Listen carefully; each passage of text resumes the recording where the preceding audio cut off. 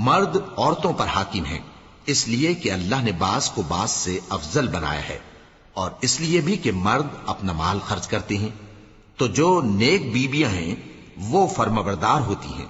اور ان کے پیٹھ پیچھے اللہ کی حفاظت میں مال و آبرو کی خبرداری کرتی ہیں، اور جن عورتوں کی نسبت تمہیں معلوم ہو کہ سرکشی اور بدخوئی کرنے لگی ہیں تو پہلے ان کو زبانی سمجھاؤ، اگر نہ سمجھیں تو پھر ان کے ساتھ سونا ترک کر دو، اگر اس پر بھی باز نہ آئیں تو زد و کوب کرو، پھر اگر تمہارا کہنا مان لیں تو پھر ان کو ایذا دینے کا کوئی بہانہ مت ڈھونڈو، بے شک اللہ بہت اونچا ہے، بڑا ہے۔ اور اگر تم لوگوں کو معلوم ہو کہ میاں بیوی میں ان بن ہے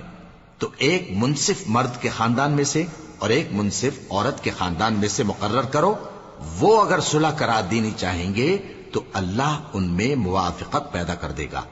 کچھ شک نہیں کہ اللہ سب کچھ جانتا ہے، سب باتوں سے خبردار ہے۔ اور اللہ ہی کی عبادت کرو اور اس کے ساتھ کسی چیز کو شریک نہ بناؤ، اور ماں باپ اور قرابت والوں اور یتیموں اور ناداروں اور رشتہ دار ہمسایوں اور اجنبی ہمسایوں اور پاس بیٹھنے والوں اور مسافروں اور جو لوگ تمہارے قبضے میں ہوں سب کے ساتھ حسن سلوک کرو، بے شک اللہ تکبر کرنے والے، بڑائی مارنے والے کو دوست نہیں رکھتا۔